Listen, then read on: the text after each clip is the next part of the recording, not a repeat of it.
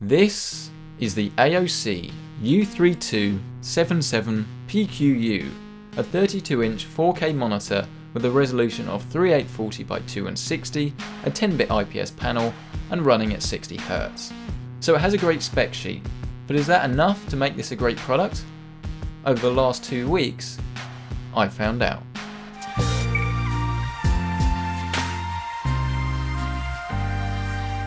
Hey, what's up guys, and welcome back to another video in the new studio. Today we're looking at the monitor behind me, which is a 32-inch 4K monitor from AOC.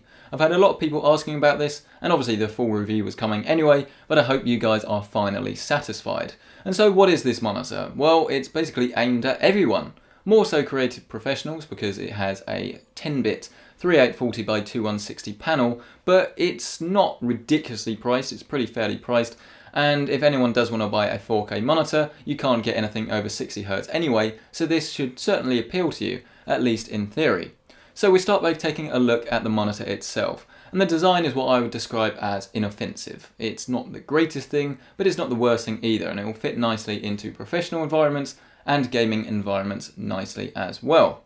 Looking at the monitor from the front reveals that the bezels are sort of medium. They're not the thinnest, but they're not thick either. They're a glossy black finish, and personally I quite like this as it sort of lets the image sort of fade away nicely. So although there is a bezel, we don't really tend to notice of it.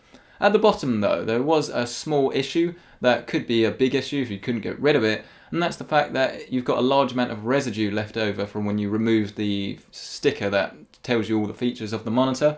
So hardly a massive deal, but it's basically you're going to have to spend 5 minutes clearing up all the residue, which is a tad annoying. So please AOC, can you not use that adhesive, because clearly it does a pretty bad job, or maybe it does a too good job. And then the stand itself, it's okay, but it doesn't feel that premium. If you tap it, it makes a sort of horrible plasticky noise. And the whole thing is just slightly wobbly. It's not the worst I've ever seen, but I guess I would expect better on something of this price. It's got plenty of adjustments though. So it's got what I would describe as fake swivel, which is where you can move the whole monitor around, and while it does swivel, the stand itself sort of swivels with it. But then you've got all the other adjustments that you're used to seeing. So we've got tilt. So not that much of it actually, it's pretty mediocre tilt, it doesn't tilt too much, so tilting up and down. And then you've also got pivot from left to right, and you can even stick this 90 degrees as well, so if you want to use this in vertical mode and have a ridiculous amount of vertical screen real estate, you can do that. On the back of the monitor you'll find a cable tidy. This doesn't really do the best job, but it is certainly better than nothing. And then connections wise, you've got a display port, HDMI 2.0, which is ideal. This is exactly what you'll want to be seeing on a monitor like this, because it will enable you to use a 4K gaming console that may or not come out, or of course a 4K Blu-ray player. And then you've also got legacy connections as well, so you've got DVI and VGA, but of course you shouldn't really be using either of these because you won't be able to drive the monitor at its native resolution of 3840 by 2160 at 60 Hz. You've also got a line out on a headphone jack as well, and then on the right hand side you'll find a USB hub, so if you want to plug in anything that's USB, you can do this on the side nice and easily. Move to the underside of the monitor and you'll find the buttons. And the buttons aren't great. Now they're physical buttons, but they just feel so cheap, and why they couldn't put better buttons on here, I don't know. They will do the job, they're better than a lot of tactile rubbish buttons I've seen, but these are pretty much the minimum that I would like to see. But the real problem is the menu system looks very dated. It's what we see on AOC's cheaper line of monitors, and I can't understand why they haven't developed something better yet. But the fact that the buttons themselves, they're not really that well labelled, basically means that I'm always making mistakes. I haven't ever successfully gone into the monitor without accidentally exiting the monitor, because it's not clear what enter and not clear what back is. If you use the menu system every day, but you're not going to do that, I'm sure you'd work it out. But please do a better job next time, because this really isn't what I'd like to see. And especially bearing in mind this is something that's going to appeal to professionals that are going to use and try and configure the monitor, it's definitely going to frustrate. So once you've got this thing powered on your desk and you've booted up your computer, you'll be immediately greeted by really rich deep colours thanks to that 10-bit panel. Now it goes without saying you're going to need a compatible graphics card that has DisplayPort that can drive this, but assuming you've got that, you're in for a real treat because just simply navigating Windows 10 desktop is a real pleasure. The scaling on Windows 10 is a lot better now, and while it's still not up to scratch compared to Mac OS X, just because the scaling has been required there for an extra 3 or 4 years really, and we haven't really had the chance to catch up on the Windows side, it's a lot better than what I've seen on Windows 7 and Windows 8. And because it's 32 inches as well, you're not going to need as much scaling, which basically means that you won't need to blow stuff up as much. And a lot of stuff you can use at the native resolution without any scaling, but obviously it depends on an app by app basis, and a lot of things, if they don't have any scaling, can look a little bit on the small side. As a content creator, I do spend a lot of my time on YouTube, both on the creative side and of course on the viewing side. And watching some videos in 4K on YouTube was a real pleasure on this monitor. It's just got such a deep level of colour, it's got a deep level of blacks, and the overall package just makes viewing videos awesome. Especially once you add in the fact that this is a 32-inch monitor rather than a 27-inch. It just means that you're getting a nicer viewing experience and you've got more screen to actually see the detail. Sure, the pixel density isn't what it would be on a 27-inch monitor, but I would take this any day of the week. On the creative side, if you're a photographer, then you're going to be able to see a lot more detail in your photos.